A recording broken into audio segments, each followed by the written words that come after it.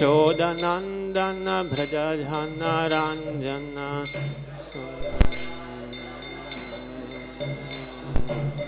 Shodanandana Brajajana Ranjana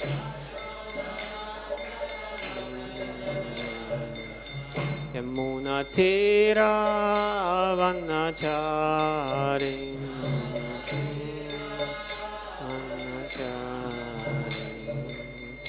Jayo Radha Madhava Jayo Kunja Bihari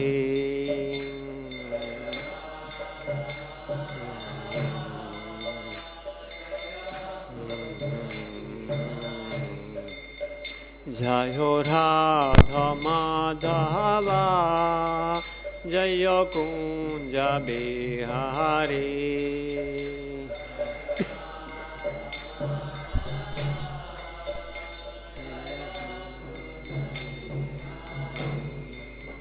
Hare Krishna, Krishna Krishna, Hare Hare, Hare Rama, Rama Rama, Hare Hare, Hare Krishna, Krishna Krishna, Hare Hare.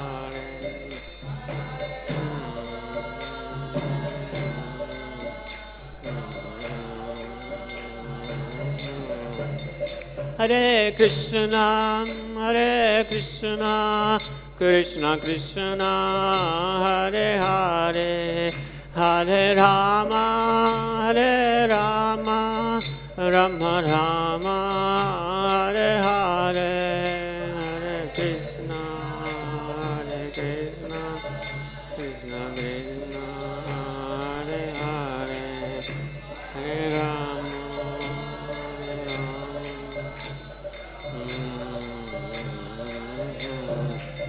Hare Krishna, Krishna Krishna, Hare Hare, Hare Rama, Rama Rama, Hare Hare.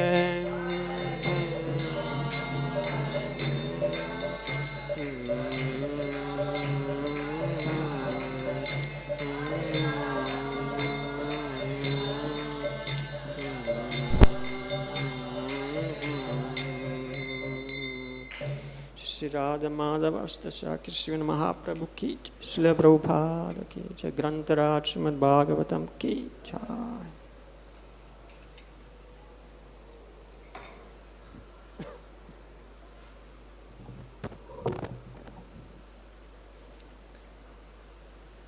Hare Krishna, this morning we are reading from Srimad Bhagavatam, Canto 2, Chapter 7, Shloka 24. Om Namo Bhagavate Vasudevaya.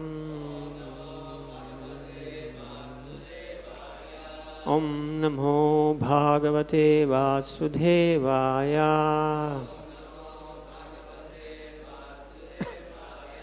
Om Namo Bhagavate Vasudevaya.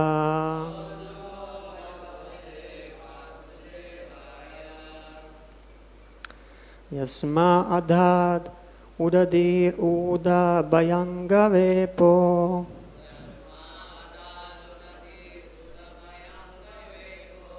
Mārgaṁ sapady ari-puram haravad didhakṣoḥ.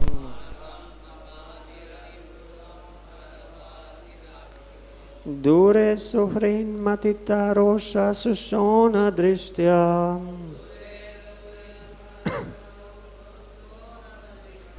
tātapyamāna-makaroraga-nakra-cakraḥ.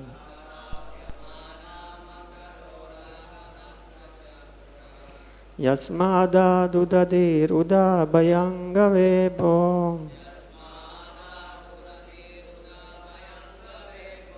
Mārgaṁ sapady ari-puram haravad didhakṣoḥ. Dūre suhṛn-mathita-roṣa-suśoṇa-dṛṣṭyā.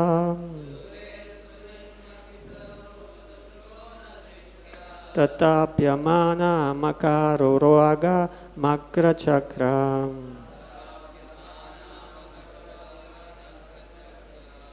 Please chant.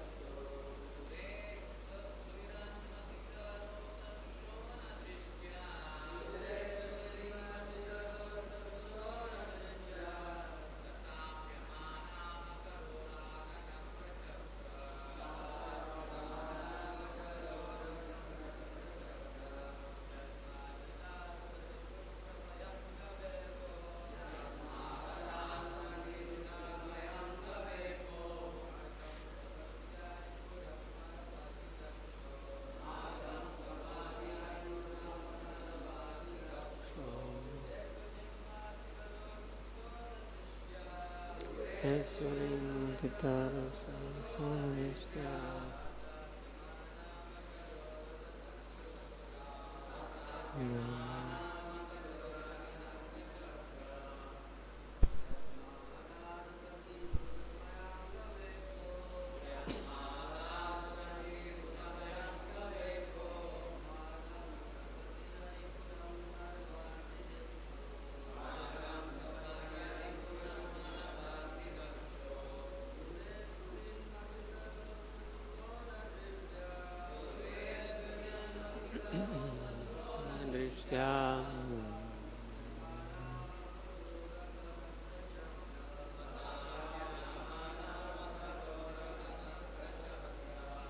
Mataji's, please.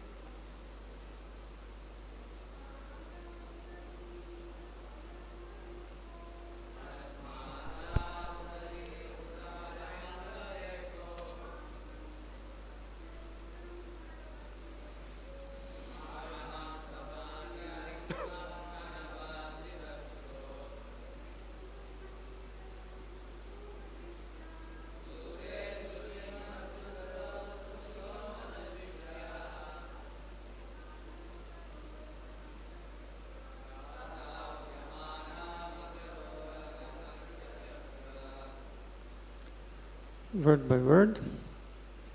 Yasmai, unto whom adāt gave udadhir, the great Indian Ocean, ūḍha-bhaya, affected by fear, aṅga-vepaḥ, bodily trembling, mārgam, way, sapady, quickly, ari-puram, the city of the enemy, hara-vat, like that of Hara, Mahādeva, didhakṣoḥ, desiring to burn to ashes,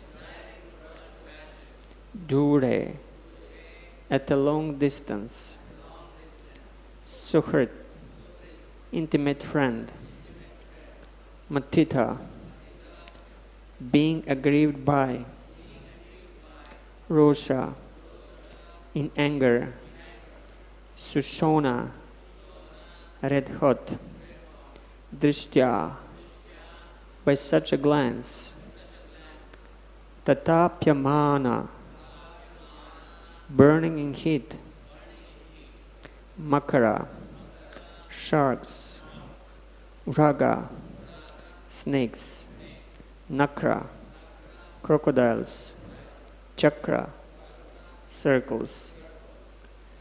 Translation and purport by His Divine Grace A.C. Bhaktivedanta Swami Srila Prabhupada. The Personality of Godhead Rāmacandra, being aggrieved for his distant intimate friend Sita, glanced over the city of the enemy Ravana with red-hot eyes like those of Hara, who wanted to burn the kingdom of heaven. The great ocean, trembling in fear, gave him his way, because its family members, the aquatics, like the sharks, snakes, and crocodiles, were being burnt by the heat of the angry red-hot eyes of the Lord. Purport. The personality of Godhead has every sentiment of a sentient being, like all other living beings. Because he is the chief and original living entity, the supreme source of all other living beings. He is the Nitya, or the chief eternal amongst all other eternals. He is the chief one, and all others are the dependent many. The many eternals are supported by the one eternal, and thus both the eternals are qualitatively one. Due to such oneness, both the eternals constitutionally have a complete range of sentiments. But the difference is that the sentiments of the chief eternal are different in quantity from the sentiments of the dependent eternals. When Rāmacandra was angry and showed his red-hot eyes, the whole ocean became heated with that energy, so much so that the aquatics within the great ocean felt the heat, and the personified ocean trembled in fear and offered the Lord an easy path for reaching the enemy's city. The impersonalists will see havoc in this red-hot sentiment of the Lord because they want to see negation in perfection. Because the Lord is absolute, the impersonalists imagine that in the absolute the sentiment of anger, which resembles mundane sentiments, must be conspicuous by absence. Due to poor fund of knowledge, they do not realize that the sentiment of the absolute person is transcendental to all mundane concepts of quality and quantity. Had Lord Rāmachandra's sentiment been of mundane origin, how could it disturb the whole ocean and its inhabitants? Can any mundane red-hot eye generate heat in the great ocean? These are factors to be distinguished in terms of the personal and impersonal conceptions of the Absolute Truth. As it is said in the beginning of the Srimad Bhagavatam, the Absolute Truth is the source of everything.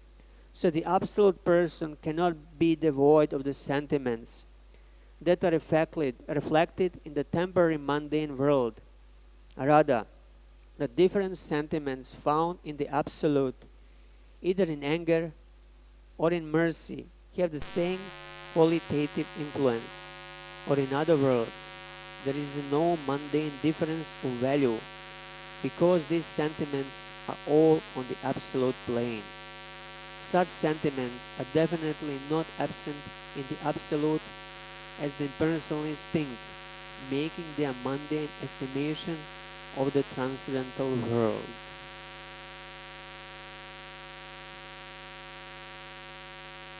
ॐ घनाञ्जनाशलाकया चक्षुरुन्मिलितं येन तस्मै श्रीगुरवे नमः।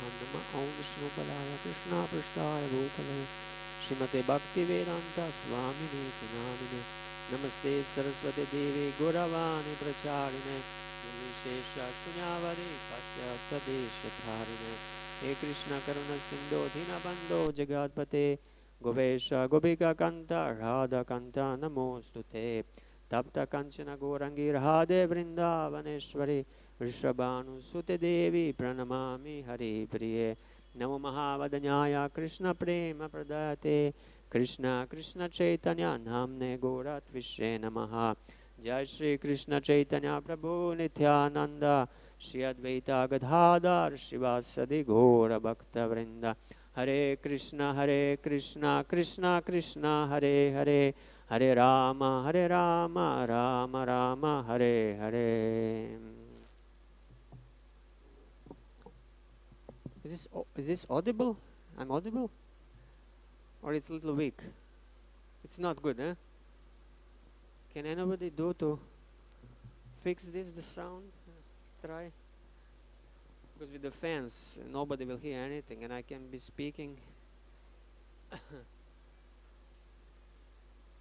Hare Krishna, Krishna Krishna, Hare Hare, Hare Rama, Rama Rama, Hare Hare.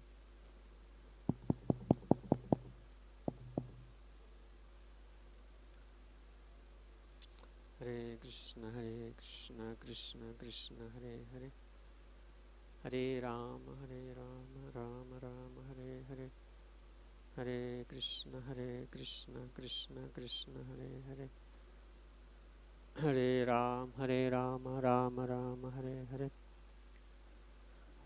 Hare Krishna, Krishna Krishna, Hare Hare, Hare Rama, Rama Rama, Hare Hare, Hare Krishna, Krishna Krishna, Hare Hare, Hare Rama, Rama Rama, Hare Hare, Hare. Is it better now? Now it's better. If it stays like this. Hare Krishna, Hare Krishna.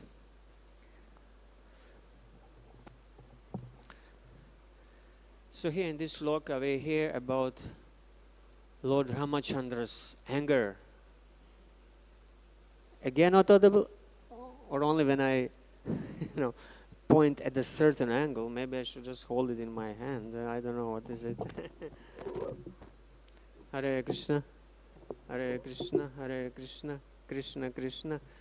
No, it's disconnecting there. Something is Hare Krishna, Hare Krishna. Hare Krishna. Can I try that one?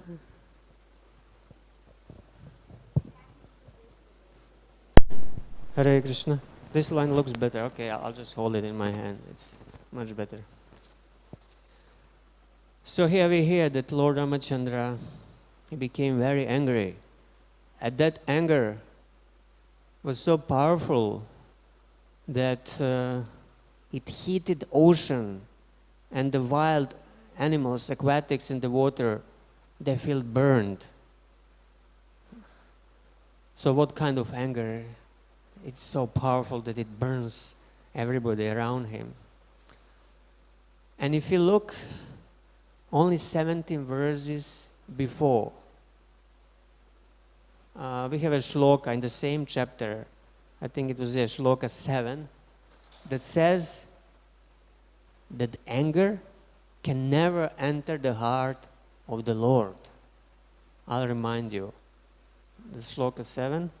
Great stalwarts like Lord Shiva can, by their wrathful glances, overcome lust and vanquish him, yet they cannot be free from the overwhelming effects of their own wrath.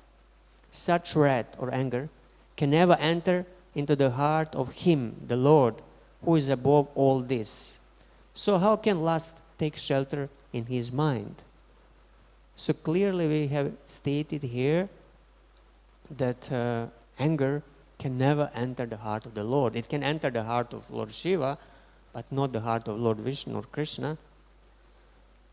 And in this regard, it's described the pastime when the Lord Shiva was doing tapasya, he was meditating, and Cupid, he came there to provoke him. He threw the arrows of lust, of sex desire. And Lord Shiva, he became very angry at him. He glanced at him and he burned him. So that's why it's Cupid called Ananga, without the limbs. So although Lord Shiva was so powerful, he was not be able to get free from effects of anger. But on contrary, the Lord Vishnu, who is the greatest of all, he is above all material contaminations such as anger, lust, greed, illusion, madness, and envy. So it was once discussed on, again in this same shloka, it was described how once the sages on the bank of Saraswati, they were performing tapasya and they were discussing who is the supreme amongst the three main deities in the universe, Lord Brahma, Shiva, or Vishnu. So they deputed Bhrigu Muni to test which of these deities has the quality of goodness in full, in total, because that would be the proof that he is above anger. one who is the most tolerant is the greatest of all.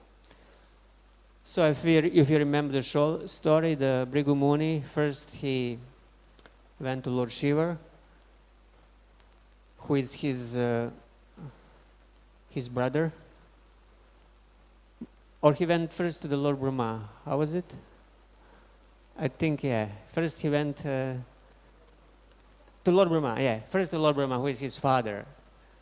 And he just entered in the assembly of Lord Brahma and didn't show any sign of respect. He just entered and behaved like a Lord Brahma, and he on the same level.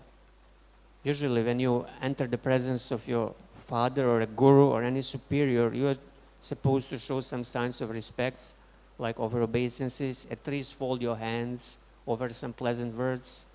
But Bhrigu Muni, he didn't do this. And the Lord Brahma became very angry, observing this lack of etiquette. So anger arose within his mind and heart, but he was able to subdue it. He was able to, to control it by his intelligence. Although he was ready to curse his son, but he remembered he is my junior, my son, so I'll be tolerant. But clearly the signs of anger were visible on his body. So Bhrigu Muni noted it and left. Then he went to the Mount Kailash, the abode of Lord Shiva, and this time he committed a greater offense. The offense committed to Lord Brahma was in the mind. He just didn't do what he was supposed to do. But now when he met Lord Shiva, who is his brother, Lord Shiva immediately, when he saw him, he rose up and went forward to embrace him. But Bhrigu Muni said, no, don't touch me. You are smeared with anger, with ashes, and you are contaminated, you're not clean. So in this way, he abandoned him by his words. And Lord Shiva, when he heard that, he became so angry and was ready, to kill him with his trident. But Parvati, the mother Parvati, she fell in front of the feet of Lord Shiva and begged him to spare Bhrigu Muni, who was his brother. Again, Bhrigu Muni noted this exhibition of anger, and he went further. He went to Shvetadvip, where the Lord Vishnu was lying, and Goddess Lakshmi was massaging his feet. And what did he do? He did the greatest offense. He did the offense by kicking the Lord Vishnu in his chest with his foot, which is even in in the ordinary world, in ordinary dealings, it's considered very, very offensive. If you unprovoked, without any reason, you meet a person on the street and you hit him in the chest or in the face, it's a punishable, it's a criminal offense. So this is exactly what Bhrigu Muni did to Lord Vishnu. And what was Lord Vishnu's reaction? He told him, "Oh, welcome Brahmana, please sit on this chair and rest a while. Kindly forgive us, dear master, for not noticing your arrival. Purify us by giving us a water of your lotus feet." And then, just put it here, just in case. And then he said, "Today, my Lord, I have become exclusive shelter of the goddess of fortune, Lakshmi. She will consent to reside on my chest because your foot had touched my chest." And since then, the Lord has sign of Bhrigupada, the foot of the Bhrigu, as the mark of tolerance. So it was an unimaginable exhibition of tolerance. Absolutely zero sign of any anger, of any krodha, of any wrath. And this is a proof that Lord is never affected by any kind of anger. And then, so how can there be any lust in him? Because lust is less powerful than anger. So in some scriptures, like Old Testament, for example, we have a picture of angry God with the rod of punishment, ready, to punish and kill everybody. But this concept of angry God is not very attractive and not very valid because of what causes anger. Anger is due to frustration, inability to get what you want, what we want. But if you are God, how can you ever not get what you want? That means that you are not you're not all-powerful Ishvara. If you are frustrated due to an inability to satisfy your own desires, that means you are fallible. If you are fallible, you cannot be God. So that concept of angry God, it just doesn't fit properly in the very definition of God, of the supreme controller, supreme Ishvara, who can fulfill his own desires as he wants. So again, this concludes that, and Prabhupada also in that purport, in that shloka, he says, conclusion is that the Lord is above all material lust and anger. The Supreme Absolute Personality has neither lust nor anger, or even if there is sometimes a show of lust and anger by the Absolute, it should be considered the absolute benediction. So although there is no material lust and anger in the Lord's heart, sometimes there must be some show or exhibition of that anger or lust, and that should be considered absolute benediction. So his anger, his lust, his illusion, and other sentiments that might appear in the transcendental world, they are completely different from lust, anger, etc. of this material world. Anger, lust of this material world, they are just reflections of the original spiritual sentiments that exist in the spiritual world, which impersonalists try to deny, thinking because the anger and lust of the material world, they're bad, there must be no anger and lust on the spiritual plane. Material sentiments like anger and lust and others, they are products of three gunas of material nature, and such they are binding force, kama and krodha. So they are obstacle on devotional path also, in a spiritual life, they're great obstacle. So Raghunath Das Goswami in his Manashiksha, he warns the sadhakas about the danger of these enemies on the path of devotion. He says, asat-cheshta kasta prada vikata pashalibir iha prakaman kamadi prakata pattapati vyattikare. He says, while on the revealed path of devotion, on the path of bhakti, I have been attacked by dangerous dacoits headed by lust, anger, and so on.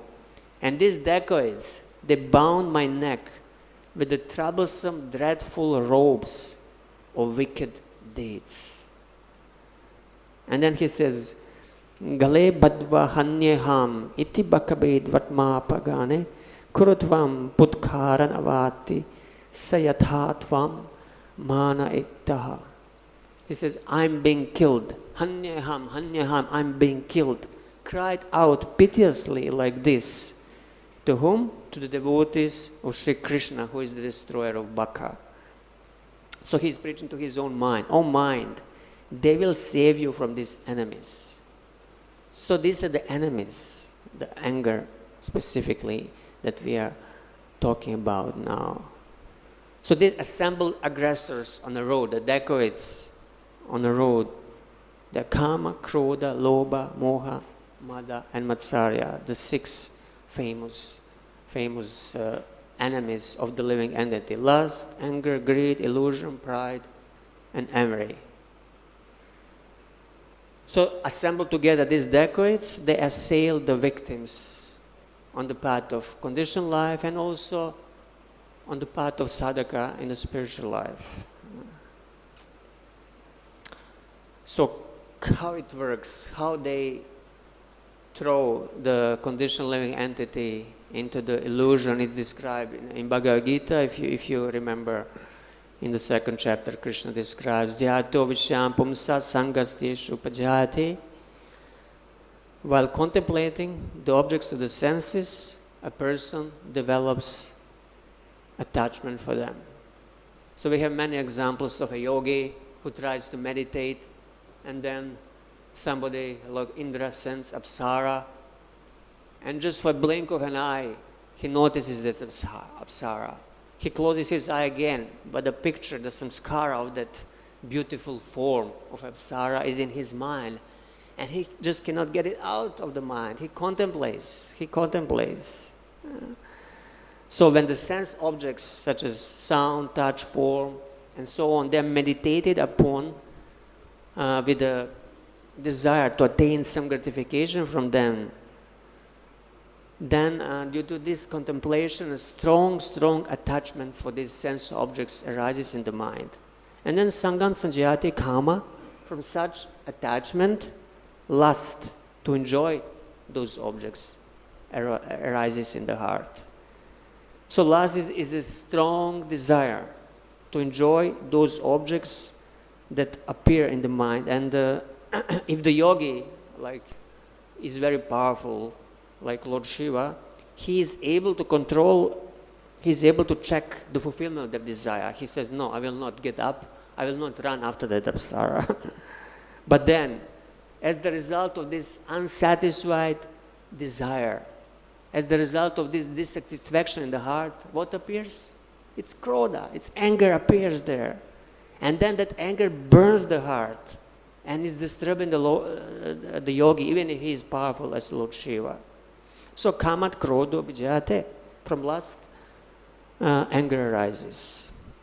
And then krodat bhavati samoha, and from anger, delusion, bewilderment arises. And then samohat smriti vibrama, and from delusion, bewilderment of memory. Means that there is the loss of discrimination of what should be done and what should not be done. And the next stage is smriti Brahmshat Buddhinasho Buddhinashat Pranashyate. From bewilderment of memory, intelligence is vanquished, and when intelligence is vanquished, one becomes again immersed in material enjoyment. He falls down in a material pool. So he tries to enjoy the material world again as before he started a spiritual practice. So in this way, the soul is entrapped in the cycle of material existence and suffers due to these 6 enemies, from which the anger is the most strong.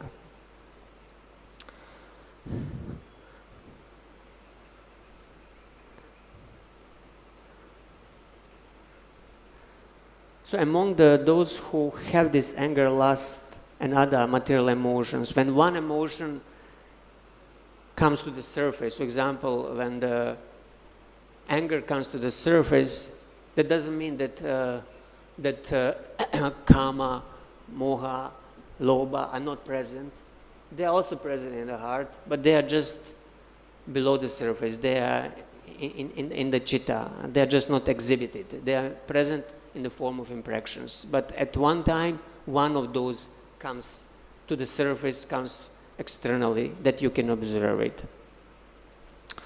So that's why in the spiritual life, conquering kama and krodha is absolute must in order to make advancement. Again, in Bhagavad Gita, Lord Krishna says, kama krodha vimuktanam yatinam yattachetasam atitto brahma nirvanam vartate viditatmanam. Those who are free from anger and all material desires, who are self-realized, self-disciplined, and constantly endeavoring for perfection, are sure of liberation in the Supreme in the very near future. So kama krodha vimuktanam is a necessary qualification for liberation and for making advancement. So how this kama and krodha conquered, we all want to know. How can we just conquer them? Well, the most simple answer is by bhakti, by devotional service, by worship of the Lord. And for that worship, one quality is absolutely necessary. and that's tolerance. That devotional service must be accompanied by tolerance. That's why we have Lord Chaitanya stressing so much, Trinadapi Sunichena Taroreva Sahišnana. One's tolerance is the indication of one's greatness. The greater you are, the greater tolerance you have. Since the Lord is never affected by any material lust and anger, He is the most tolerant person, and He is the greatest of all. There is nobody in the world more tolerant than the Lord. And then, of course, His devotees, who are totally surrendered and dedicated to Him, can attain the same level of tolerance. Srila Prabhupada, he gives nice example in a Krishna book. He says, the example is given that the small lamps may become agitated by little breeze, but the greatest lamp or the greatest illuminating source, the sun, is never moved, even by the greatest hurricane. One's greatness has to be estimated by one's ability to tolerate provoking situation. So did you ever find yourself in some provoking situation? No, never. Did you tolerate, or you got a little upset or angry? I know, nobody got upset. It's very difficult. If we see, for example, Lord Chaitanya in Puri, when Rāmacandra Puri came and criticized the Lord for eating sweets, for doing this, for doing that, what did the Lord do? He got upset, he got angry? No, he reduced his eating, he cut his eating in half. So he exhibited the tolerance. And then we have again great example of tolerance by Srila Haridas Thakur.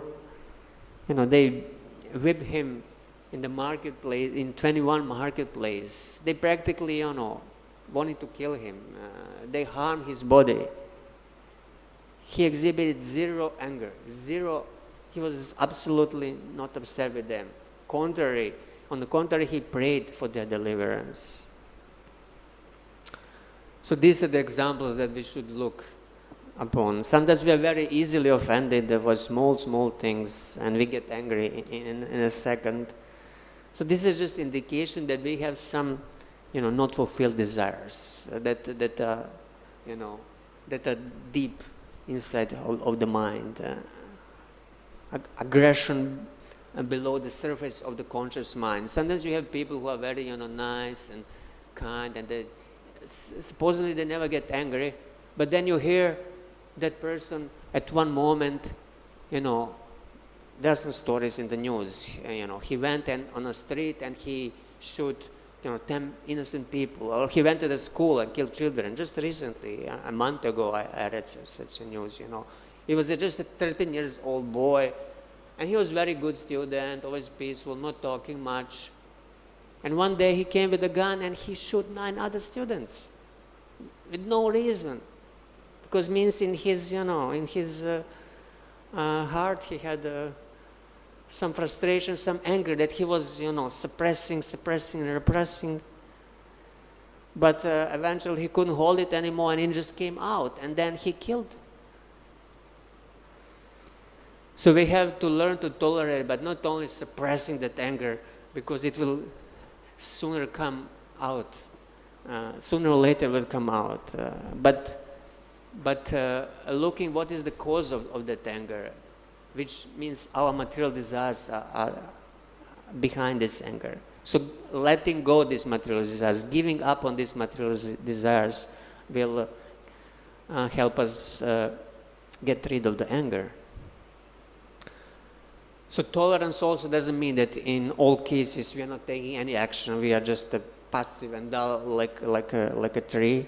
In some circumstances we need to act, especially if one is in a position of authority or protector, or like Kshatriya position, and his dependents under him are harmed or abused.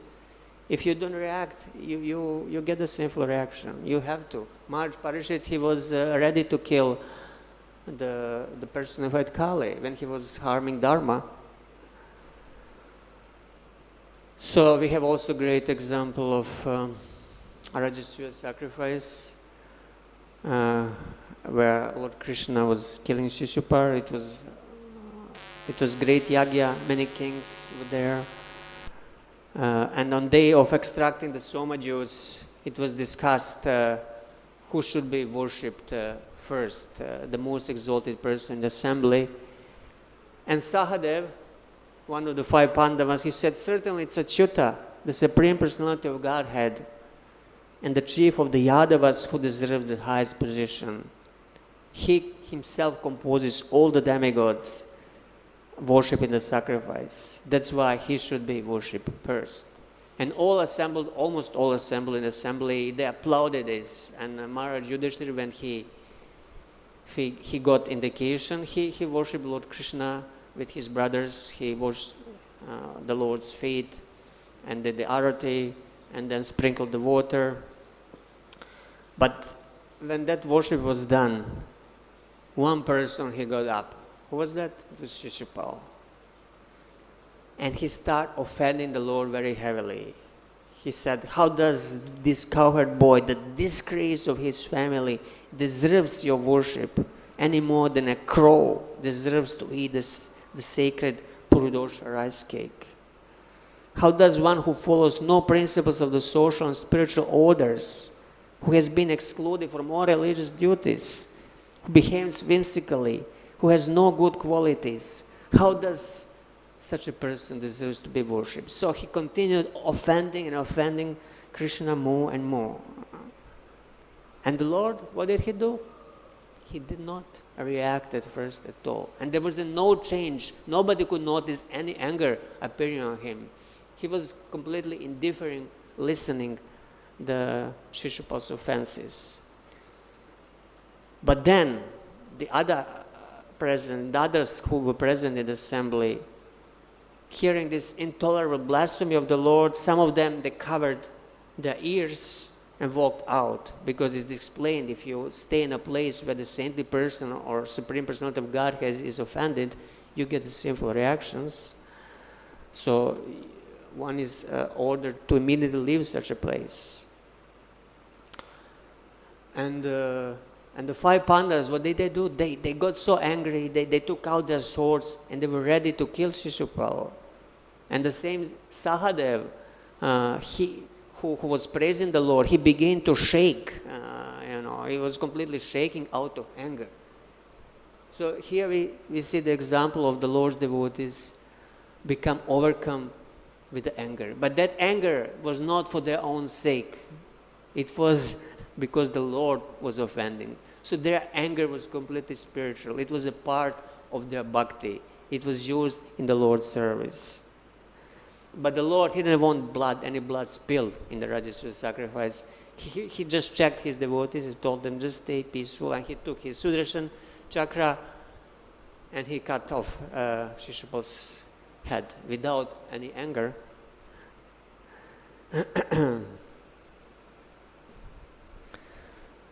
So proper application of anger is what? When the Lord is offended and his devotees are offended, we should get angry. Not getting angry in this situation is a fault. That anger should be used in the Lord's service.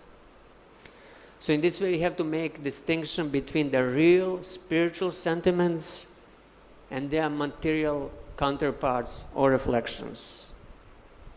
So more spiritually advanced we are, more spiritually awake we are, more we develop these spiritual sentiments, including spiritual anger. So spiritual anger and material anger, they are completely different, like lust and love.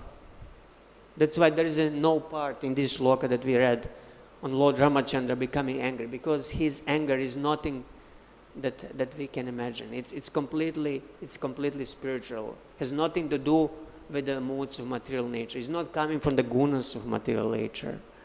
And similarly, the anger of pure devotees also has nothing to do with the modes of material nature. And we see quite a few examples in the Shastra, the Lord getting angry, like this example of Lord Ramacandra getting angry. Can anybody remember any other examples of Lord getting angry? Yes, Prabhu. Nrsimhadev, of course. He got so angry at Hiranyakashipu, and then Varahadev, he got so angry at at Hiranyaksha. And there is an example of Lord Chaitanya smashing pots when he asked his mother to bring him some chandan and some tulsi for worship, and it was not immediately available. So he got so angry, he started smashing everything in the house, and Mother Sachi was just standing there. So what happened? And then again, Lord Chaitanya getting angry at Advaitacharya, when Advaitacharya was preaching some Mayavad philosophy and beating him, who was senior to him. He got so angry. And then we have example Lord Nityananda cursing the sons of Shivananda Sena when they were on the way to Bodhi, and it happened that Lord Nityananda didn't get his residence in Prasadam, so he got upset and he cursed the sons of Shivananda, and Shivananda's wife, she got so afraid. But Shivananda told her, "Shut up, you stupid woman. If all my sons die, let all my sons die if Lord Nityananda is unhappy." He was completely untouched by Lord Nityananda's anger. That means that Lord's anger is completely transcendental, has nothing to do with the modes of material nature. And we have Lord Parashuram, who killed the Kshatriyas, all the Kshatriyas on earth 21 times. And it's said that Lord Parashuram, he represents the Raudra Rasa, the rasa of anger. And in case of devotees, when anger appears, of pure devotees, then anger is described as one of the sattvika bhavas, the secondary rati. For example, here in Bhakti Rasamrita Sindhu we have example when Krishna, the rain cloud for the Chataka birds of her eyes, was brought to Mathura, Yashoda Mai, turning red-faced in anger, began to scold Nanda Maharaj with a choked voice. So she exhibited the signs of anger at Nanda because Krishna didn't come back from Mathura. But that's a result of her love for Krishna. It's not a result of material moods. So it's called Krodharate.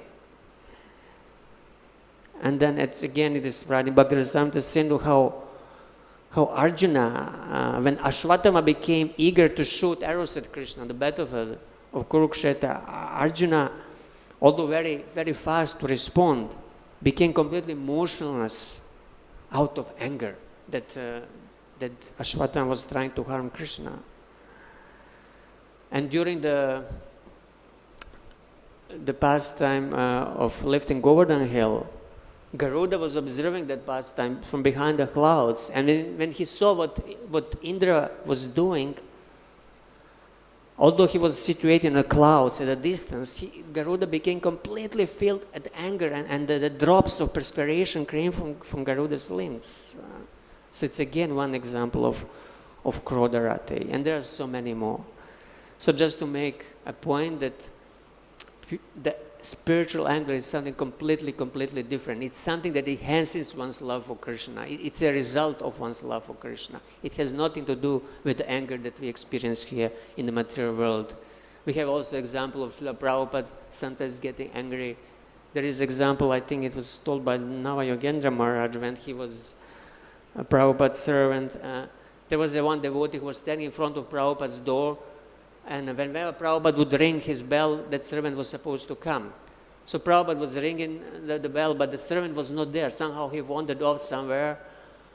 And Prabhupada was telling to Navayogendra, "Where is this boy?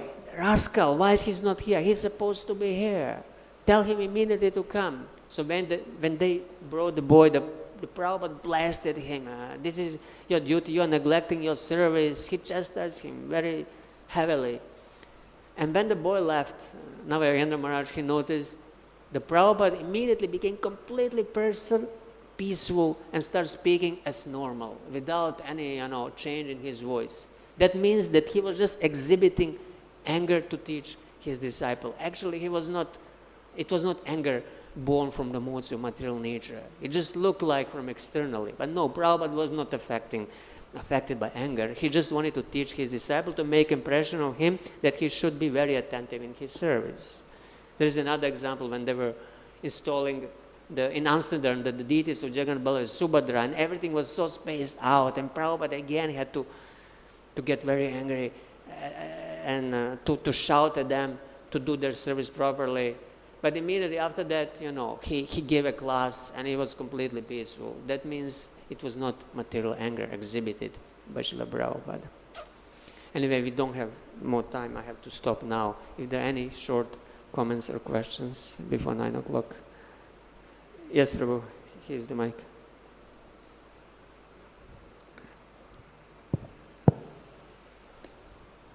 Hare Krishna. Prabhu, thank you for the wonderful class. You said a very golden statement, I can say. The greatness of a person can be estimated by his ability to tolerate provoking situations. So sometimes provoking situations, when it comes, like someone insults you or treats you badly, you can detect it and you can understand that it's a provoking situation and you tolerate it. Sometimes it's tolerable. But the provoking situation when it is in a positive way, someone gives you extra prasad, gives you an offer to come and have opulent meals, someone glorifies you, you don't even notice it that we are being provoked and we go along with the flow. So how do we tolerate this situation where the things are very palatable for us? Yes, thank you. This is the example in the positive situations when we are praised. We become proud. We are attacked by another enemy, not a krodha, but mada. So how to tolerate? Well, again, we should follow the example of the Lord. The Lord, when He is praised, He is not exhilarated. He remains composed and peaceful. So it takes some humility. It takes some practice to understand our position, how small and insignificant we are, so that this praise, okay, it's nice, they're expressing some good sentiments, but in reality it's not true. I'm not that what they are saying. I'm just a small servant, and I don't deserve this praise.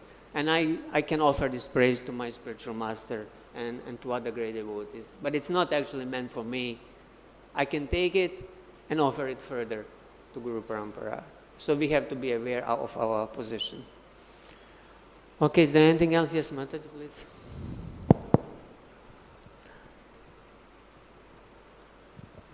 Thank you, Prabhu, for a very nice class, clearly bringing out the difference between material anger and spiritual anger. So I have a question. I am new to Mayapur. I'm still getting used to the place and the people. So how should we see when people don't show up on time, they don't deliver the goods as they said they would? In every twist and turn, there are very provoking situations that come in the way of your devotional service, because people just don't keep their word, they don't follow any time schedule, and the things you have lined up start getting delayed, you're not able to do things properly. How one should see all this, and how should one not react with anger? Yes, thank you. So there is here difference between Indian time and German time. We have to be aware that there are cultural differences. That when you say in India 5 minutes, it usually means 30 minutes. Somehow it became a custom due to many years of practice, and for everybody it's normal. So we might be coming from another cultural background where 10 o'clock means 10 o'clock. But no, in India 10 o'clock means 10:30, maybe 11. So we should understand that these devotees, they are conditioned like this. It's not their fault. They grew up like this because everybody else around them is doing like that. So they are just conditioned like this. It's not that they want anything bad. It's not that they want to disrespect you. They're just, conditioned like this. So we should not take it for bad, We should just be, forgive. And maybe you can tell next time, please try to come on time and try to recondition them, try to reprogram them. Because that program of doing things in a certain way, it's been there for many years, and now to change it, it's not so easy. So it requires some tolerance and some patience and some endeavor to change it. Otherwise, what else you can do? Getting angry at them, it's not solution. It doesn't solve anything, doesn't help you, doesn't help them. So it's an opportunity to practice tolerance. We should see it in that positive light. This is opportunity for me to learn to try to be tolerant, although it's difficult. But Krishna is mercifully giving this opportunity, and we should not take offense. Especially if it's not intentional. Okay, thank you. We have to stop here. Thank you all very much. Srimad Bhagavatam ki jai, Srila Prabhupada ki jai.